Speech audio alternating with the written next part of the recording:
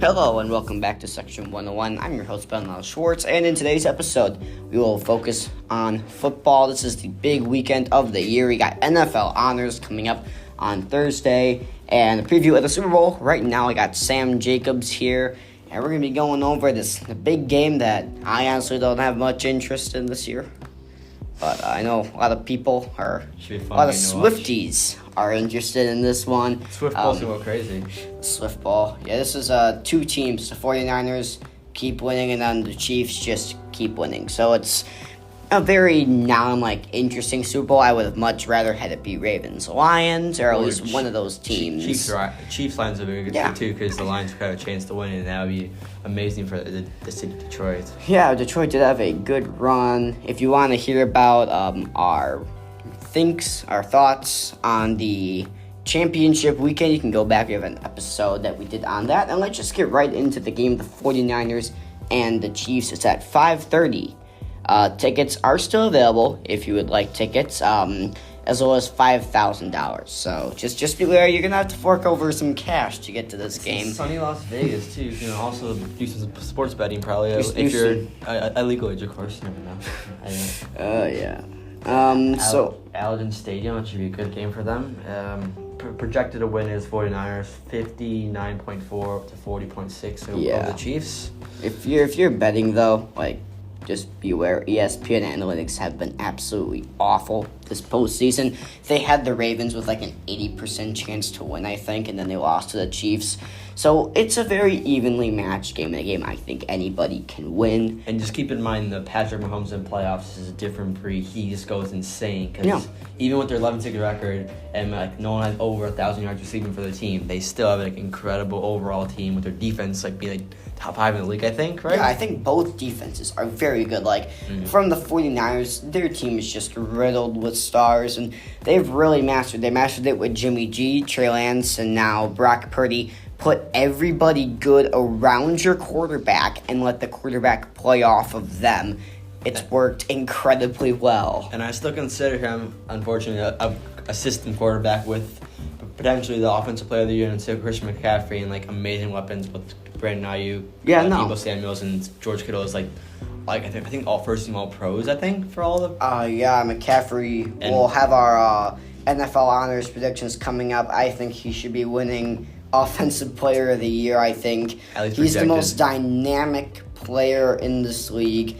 Brock Purdy has been put in a position to succeed, and the question is, it's not will he succeed, it's how will he not succeed. If the 49ers lose this game, the blame will most likely be on Brock Purdy. And currently this season, CMC, the projected offensive player of the year, has 2,000 all-purpose yards and around 21 touchdowns. That's just insane for a big year, and he should win it, honestly. He's the best receiving running back in the league. Probably all time, probably, you'd say, because he's... Yeah, I don't think there's many players that are as good as a healthy Christian McCaffrey coming out of the backfield. And while we're on McCaffrey... And pure receiving back, he's probably the best of all time, because there's... Oh, totally. But he's still a really good running back. Don't get that twisted out. He's just a receiving back. He's also an amazing dynamic running back that just can destroy any defense just with his running ability he wants to. Yeah, and while we're on the topic of McCaffrey, Isaiah Pacheco for the Chiefs has been a very interesting prospect this season. He had a slow start, and then once the Chiefs really settled into a more dynamic offense and not just Patrick Mahomes trying to throw the ball around later in the season, I think Pacheco did a very, very good job of just maintaining a solid stream of rushing. He's no star, but I think he's a reliable hand for the Chiefs. But do I trust him against this 49ers defensive line that is just absolutely stacked? You got Chase Young, Nick Bosa, Also remember, at deep tackle for the Chiefs, they have Chris Jones. He's an amazing run defensive tackle. Yeah, with 10 sacks or 10.5 sacks and 13 TFLs from the nose of it tackle. That's crazy for a defensive tackle. You gotta remember that.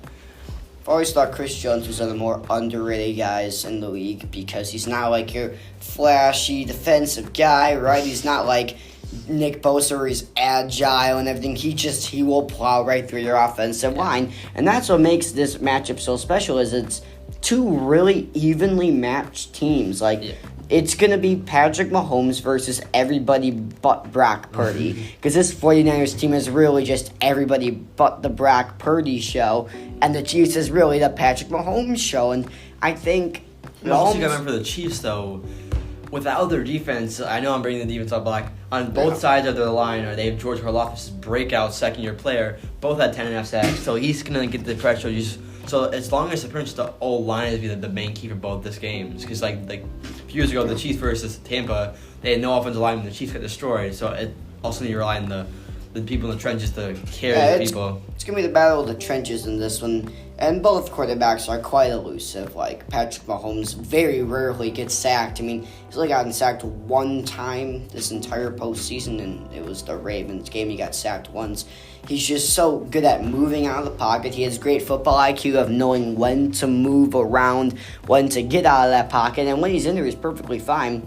I think this is the game that we will see if Brock Purdy is a franchise quarterback for the 49ers, because we know Patrick Mahomes is that guy for the Chiefs, and he has been that guy for some time. But Purdy, this is a game where he has to prove himself. This is a legacy-defining game for quarterbacks, because if Mahomes wins it, it's pushing him towards the GOAT conversation at only a staggering age of 28. 28 and 3 Super Bowls while that age, and if Brock Purdy, it'll prove that he's not just a system quarterback, like I said earlier, and he can win a Super Bowl with an amazing team.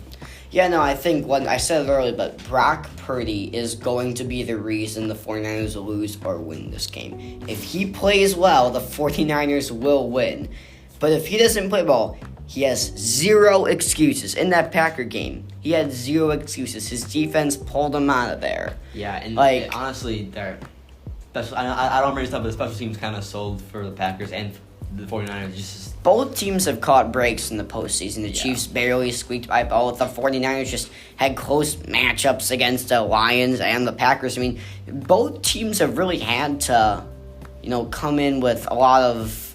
They've had adversity. There hasn't really been a standout team this postseason like there has been in past years, just a guy that totally runs through everybody or vice versa.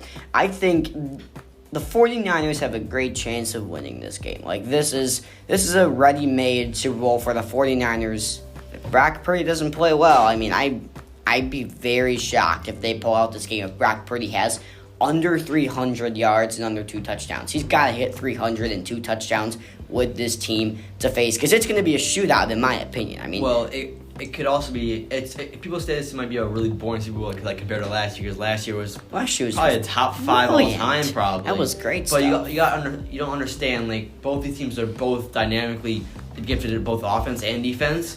With Purdy and Mahomes having both over 4,000 yards and having a dynamic people around them, you should expect probably 25 for both team points, probably. I want a shootout. I mean, last year we had a shootout. 28-25 would be a good game for us. I'd be totally fine with seeing 30 points on each side. I mean, I'd be fine with 10 Taylor Swift camera cuts.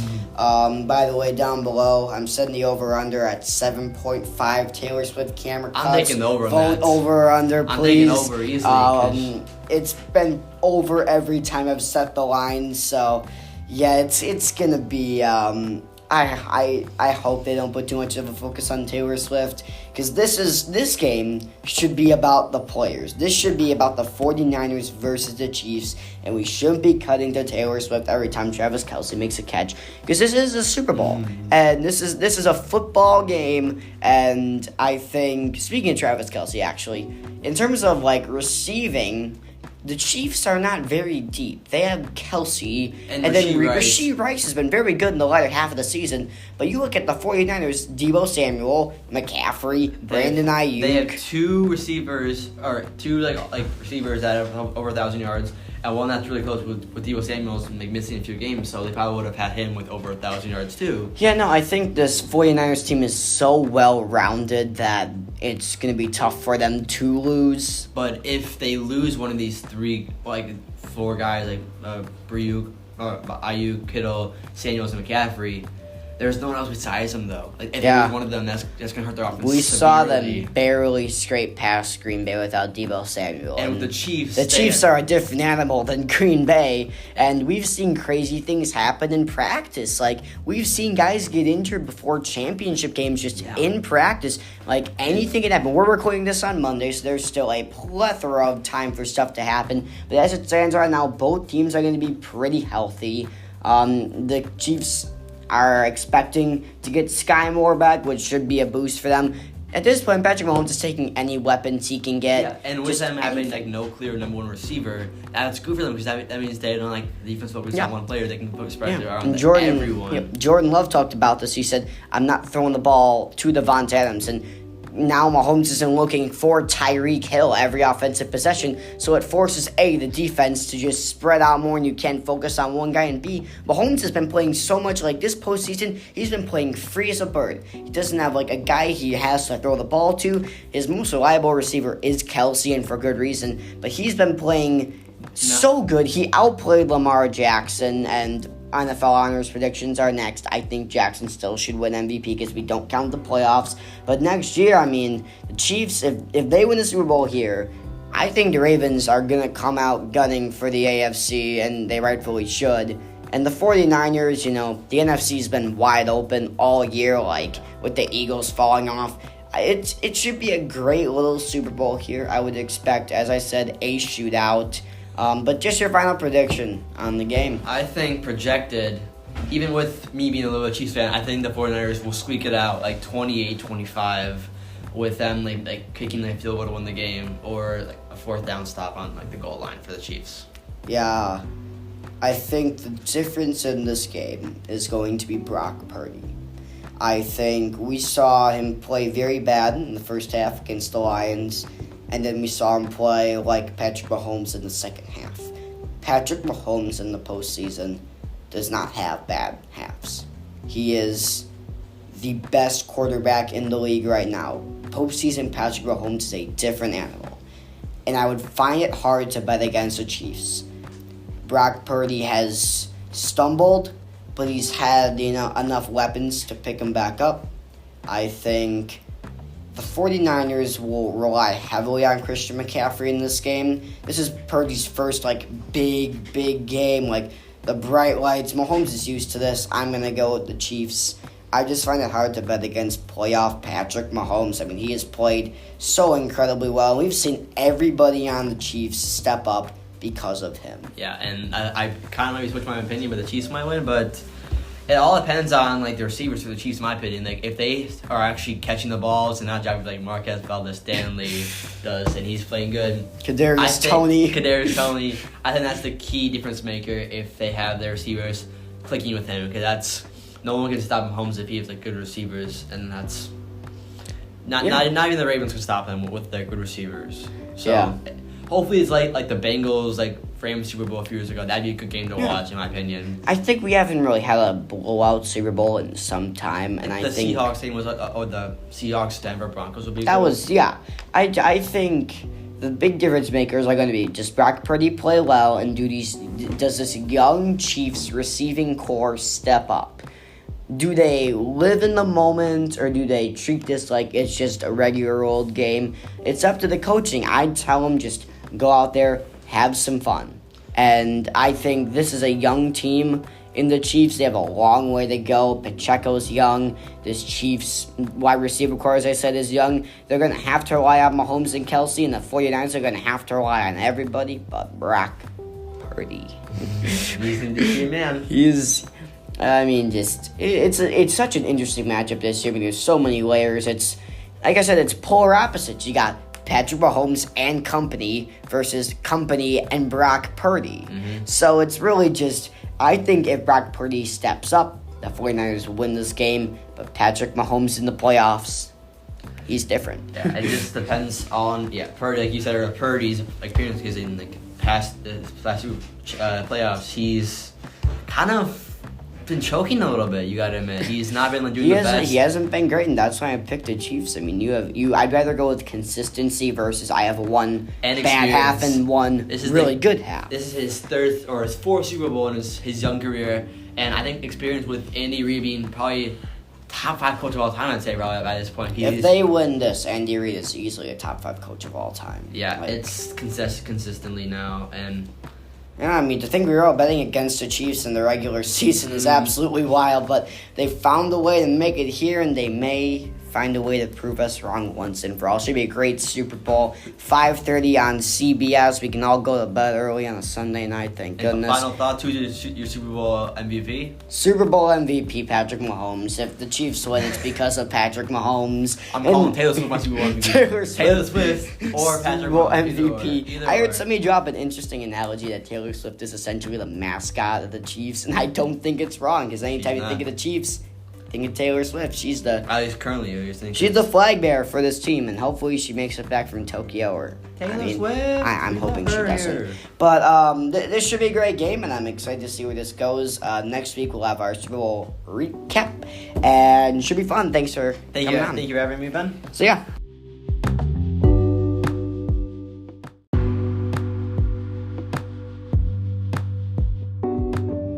And now let's move on to the NFL Honors Predictions. I'm here with Jack Boschert. Hello. And this Thursday, most valuable player and everything else is going to be selected. And I'll kick it right off with the biggest award, the MVP, which is pretty much turning into the quarterback award. The candidates this year are Lamar Jackson, Josh Allen, Christian McCaffrey, Dak Prescott, and for some reason, Brock Purdy. Yeah, so I think we can immediately rule out Brock Purdy and Christian McCaffrey. Oh, I agree with that. Brock Purdy didn't play well this year. He's the 6th best offensive player on his own team, essentially. And McCaffrey's not a quarterback, so it's nice he's getting a nomination, but... Well, I'd actually disagree with that. I'd say it would be Brock Purdy, Lamar, and then Josh Allen as my top 3. I don't feel like Dak because of what he's done in the playoffs. Like, in the early season, I mean, it's kind of like the cycle of the Cowboys, if you've ever seen that. He always does that cycle, and I feel that he kind of does not deserve to be in the top 3 for my MVP running. I'd say it's between Brock Purdy, Lamar, and Josh Allen. Sure, CMC also had a good season, but it's not really worth it for him to get that award. Yeah, very much, and I think if we don't take playoffs into consideration because Dak Prescott played a very, very good regular season, but a lot of these guys had really bad playoffs. Like Lamar Jackson didn't play well, Josh Allen didn't play well, McCaffrey has been the best playoff player on this list. But I think my top 3 would be between Lamar, Josh Allen, and Dak Prescott, because Prescott played so well in the regular season. He led that Cowboys team to where they needed to be. I just don't think I think the 49ers are almost too good for their own good. There's a good player at every position, so there's not really a star on that offensive side. But I think it's going to go to a quarterback, and McCaffrey should win Offensive Player of the Year. But I'm going to go with Lamar Jackson for my MVP. I think he far and away played the best out of anybody here. I think he's the most dynamic quarterback we've seen in a long time. He led a very mid-Ravens team to the best record in the league. He had that it factor in the regular season. He was bloody phenomenal. With me, I'd say it's kind of a tough one between Josh and Lamar Jackson. Josh, at the start of the season, sure, he wasn't great. He was throwing a lot of picks. He led the league in turnovers, but still managed to be the number 1 fantasy quarterback. I know. Which shows you just how many touchdowns that guy throws for. Yeah, I'd say Lamar or Josh. Going back to Josh Allen, he's throwing a lot of picks, but then at the second end of the season, he didn't really do that many turnovers. And I'd say between him and Lamar, I'd say Lamar takes it by a little bit just because he didn't have that many turnovers. I feel like if Josh didn't have that many turnovers, he probably would have took it for me. Yeah. But Lamar's just kind of too much of a standout, if you know what I mean. He was the standout on that Ravens team that is just a lot of good role players and Lamar Jackson. So I think we both have Lamar Jackson. I think I would expect Lamar Jackson to win the most valuable player. Now on to Defensive Player of the Year. We've got Deron Bland, Max Crosby, Myles Garrett, Micah Parsons, and T.J. Watt. a lot of good names here. DaRon Bland and Micah Parsons obviously led that Cowboys defense to one of the best seasons they've had in a long time. But if you look at the best defense in the league, that is the Cleveland Browns. And Myles Garrett was at the head of that team. And he had 42 tackles, 30 quarterback hits, and 14 sacks. He's a phenomenal all-around player. And if you look at sacks, T.J. Watt had 19. He led the league in that category. And I think in terms of being an all-around player, Micah Parsons he can play every position on defense. We've seen him cover like great wide receivers. We've seen him destroy offensive lines. But I think we can rule out Max Crosby. I think he's a great player, but I don't think he made as much of an impact. And same with DaRon Bland. I mean, he did set, the interception. No, he set the pick six record this year. Yes, sir. But I don't think setting a pick six record is enough to win Defensive Player of the Year. So just your thoughts. So what I would say, I agree with you, Max Crosby. I don't even know why he's on here, to be honest. He did not have a spectacular season. He was not that great with sacks. And then DaRon Bland, sure, it's a lot of pick sixes. Yeah, you set the NFL record. But other than that, you're not super spectacular. And taking into playoffs, look at playoffs. He did not have a good playoff game. He let Romeo Doubs and everyone cook him up. That whole Cowboys defense was awful in the playoffs. And then if my top three, I'd say, were obviously T.J. Watt, Micah Parsons, and Myles Garrett. Yep, same with me. But I think to narrow out, I think Myles Garrett would be the one who would not make my top two. Wow. Just because he doesn't have that many sacks. People are scared of him, but he doesn't have as many sacks as you'd like him to be a Defensive Player of the Year. I think if T.J. Watt did not get sidelined for his playoff game, he would be a guaranteed win, guaranteed Defensive Player of the Year. So, yeah, I think the current betting favorite is Myles Garrett, but we've seen these betting favorites get absolutely destroyed in the past. I think having that type of team around you, and the Browns, who've always had a good defense, despite how bad their offense is, I think this is really the biggest toss-up. I think there's a clear kind of runaway for the next couple awards, but you could really go anywhere for the defense. I'd go with the best all-around player, which is Myles Garrett. But if you're looking at the biggest impact player, it's definitely going to be T.J. Watt. But I'm taking into account how he led the team and how he just an all-around great player in Myles Garrett. He's my pick for Defensive Player of the Year. Mine's between T.J. Watt and Micah Parsons. T.J. Watt obviously had 19 sacks on the season, where if you look at Micah Parsons, he had 14 sacks, 68 combined tackles, and 28 assist tackles. And I'd say in total, it's a tough one for me, but I think T.J. Watt runs away with it. Yep. It goes T.J. Watt. Then in second, I would do Micah Parsons. And third, I'd have Myles Garrett. And fourth, I would have DaRon Bland. And in fifth, I would have Max Crosby. I don't think Crosby did enough.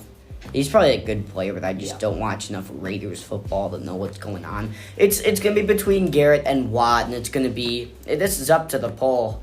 I think it's going to be one of the closer awards. Yeah. So the Offensive Player of the Year, which would have been a two-horse race had Tyreek Hill not gotten injured. So the candidates are Tyreek Hill, Lamar Jackson, CeeDee Lamb, Christian McCaffrey, and Dak Prescott. In my opinion, I think this should be everybody but the quarterbacks. I mean, the quarterbacks pretty much have their time to shine in the MVP poll. I think if we take them off, we get CeeDee Lamb, Tyreek Hill, Christian McCaffrey. Those are the three best offensive role players in the league. I think there was a clear runaway, though. Christian McCaffrey was absolutely outstanding this year. He didn't get injured. He was the one constant on that 49ers team that did have a couple injuries. I think Tyreek Hill, had he not gotten injured, maybe gotten over that 2,000 yards mark, I think he would have had a good case. And CeeDee Lamb, he's great, but I don't think he reached that superstar level that Christian McCaffrey did this year. But I think my top three would definitely be McCaffrey, Lamb, and Hill, and just a runaway for Christian McCaffrey. Yeah, to add on to that, I think I don't even know why Dak Prescott is a nominee. Makes no sense.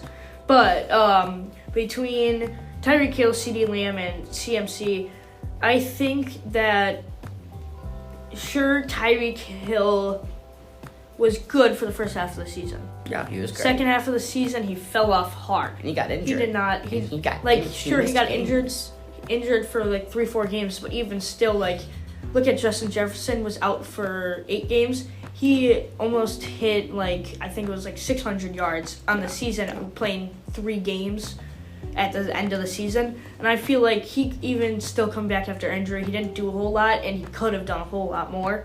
I think between CeeDee Lamb and CMC, it's obvious. It's obviously CMC. But CeeDee Lamb, yes, he had a great season, but he did not have an outstanding one. Christian McCaffrey was a generational season for him. So now on to the Rookie of the Year awards. Offensive Rookie of the Year, we got C.J. Stroud, Jahmyr Gibbs, Sam Laporta, Bijan Robinson, and Puka Nacua, the Lions, with 2 standouts here. I think my top 3 are going to be Puka Nacua, Sam Laporta, and C.J. Stroud. I think Bijan Robinson, had the Falcons actually used him, would be on my top 3 list, and I think Jahmyr Gibbs is a perfectly fine player. I just think Stroud, Laporta, and Nacua are the standouts of this rookie class. Yeah, I'd agree with that. So I'll start it off with labeling my top 3, Puka Nacua, Sam Laporta, and C.J. Stroud. I don't know why Jahmyr Gibbs is on here. Bijan Robinson would have been way better than him if they used him correctly. Good thing they fired Arthur Smith and his goofy-on mustache. But anyways, going for who I think is going to win, I think in third, who's going to come in voting, it's going to be Sam Laporta. Yep. He is the standout third place. No, totally. He's a solid tight end. He was way better than everyone else thought he was going to be. And then in 2, Puka Nacua. Yep. The reason I put him in at 2 is because he's a wide receiver. Sure, he got drafted in the 5th round with the last pick of the 5th round, but even still after an outstanding season, he broke like all rookie records in the Lions Stadium and all that. But it's honestly, quarterbacks always win. C.J. Stroud had an outstanding year, also broke a ton of records, and I think that because of that, he wins it just because QBs always win it. I don't even think it's like QBs always win. C.J. Stroud took a mid-Texans team and made them a legit contender this year. But you could say the same thing about Puka Nacua. Took a mid-offense with only like a good running back, not a good quarterback, not a good offensive line, no other good wide receivers. You could say the same thing about him. C.J. Stroud worked with Robert Woods as one of his number 1 wide receivers this year. Because he elevated that team. He had Robert Woods. He had Nico Collins was great. Nico Collins. Outstanding He had player. What's the young guy that they drafted? That's the thing. He elevated this mid-offense to the next level. He is a runaway Rookie of the Year pick. In any other year, though, Puka Nacua wins. We had 2 rookies setting records this year. I just think, even without taking into account positions, C.J. Stroud made a bigger impact on the NFL as a whole. He took that Texans team, he captained them, he showed incredible maturity for his age, and he showed that the Texans made an incredible decision by trading away that pick. They got a quarterback that is way better than Bryce Young. I think C.J. Stroud wins this award with ease. Yeah. So on to the Defensive Rookie of the Year. I'm not very much a defensive scout. So we got Will Anderson, Jalen Carter, Joey Porter, Kobe Turner, and Devin Witherspoon. I mean, your thoughts? I'm not a big defensive rookie guy, so you can start. So Kobe Turner, nope. He is in 5th place for my voting. In 4th place, Joey Porter Jr. He got injured for a game or 2 and just wasn't really the same after that. Sure, he had a pretty good season, but he wasn't on the same level as, let's say, Devin Witherspoon, who I am putting at 3rd. Devin Witherspoon had a big impact on that cornerback slot in that Seattle defense, which they are slowly building up and are slowly improving. I think next year the Seahawks defense will actually be one of the best in the league because they are hiring a new defensive coordinator, maybe the Ravens defensive coordinator if he decides to leave. And then for 2nd place, it's really hard for me. Jalen Carter had an amazing season. I think he had like 8 or so sacks. Will Anderson also had an amazing season with like 8 or 9 sacks, I think it was. But so Jalen Carter had 33 tackles and 6 sacks. Will Anderson had 7 sacks and 45 tackles, but only played in 15 games, which is a big hit to his credibility. Because you know how the AP guys, they love who played the most games, but Will Anderson making that impact in that short amount of games, I think, must help his case. Yeah. Well, I do agree with that. I feel like he just didn't have that big of an impact on his team. He wasn't really, if you look at the defensive tackles on the Texans, they were really kind of making a big impact for being no-namers, you know what I mean? Will Anderson, he was supposed to be that big star on the end line, but, he wasn't. Yeah. He wasn't that end on the line. And then Jalen Carter, but then you look at Jalen Carter, he was that big star. He was that big end on that big end star team, you know what I mean? Yeah. So I would say Jalen Carter, big defensive tackle, big dude. I think also for his size, he's not a big dude compared to let's see. There's some pretty big dudes, but you know what I mean. Yeah. I'd say it's Jalen Carter as my number 1 and Will Anderson as my number 2. I mean, I don't know much about defense. I'll just be straight up. I'm going to go with Will Anderson. I just think you see the stats. They're much better than Jalen Carter's, and he played in less games, so that's really the one hit to his credibility. But this is another one of those toss-ups, but I would expect it to be, like you said, a 2-horse race. Now on to the comeback player of the year. So we got Joe Flacco, Damar Hamlin, Baker Mayfield, Matthew Stafford, and for some reason Tua. So Baker Mayfield had a great year, but I don't think he should be a comeback player of the year because he played fine, I guess. Damar Hamlin, I know it's good that he's on the list, but I don't think he's as outstanding as some of these other players. So I think my top 3 would be Stafford, Tua, and Joe Flacco. All right, my top 3. Let's see. Matthew Stafford, not my top 3. Tua, not my top 3. Top 3 for me, I think that they put Baker Mayfield on here. Very good. I know people are hyping up Damar Hamlin as comeback player of the year. He played in 2 games in total. Yeah. He played 2 games, yeah. And it's not really that important that he played 2 games. I see, the hype up, but it's not. Yeah. It's not that big of a deal. I get it. It was a big deal last season. It's a good story, but I don't think he's as good of a player. I think Joe Flacco should win this award. I mean, this guy he just came out of nowhere and led the Browns on an absolute journey. I think Stafford comes in second. It was a great showing for him, but he had, I think, more help than Joe Flacco did. I mean, the Browns are just a very desperate team. They're on their 3rd or 4th quarterback. They finally get Joe Flacco, and it leads them into the playoffs. I think Joe Flacco should win this award, and I think Matthew Stafford in another year might have won, but I think Flacco is a very clear and a very good choice for comeback player of the year. Yeah, I'd actually flip my top 2. I think Joe Flacco, yes, first. Should win comeback player of the year. He's old. He's 40-something. And came out of retirement to go play for the Browns and did great things for the Browns. Turned a bad offense into a mid-offense, if you know what I mean. Yeah. And then Baker Mayfield, man, everyone expected him to just be the plug-in guy. But he turned out he might be the guy for the next 1 or 2 seasons.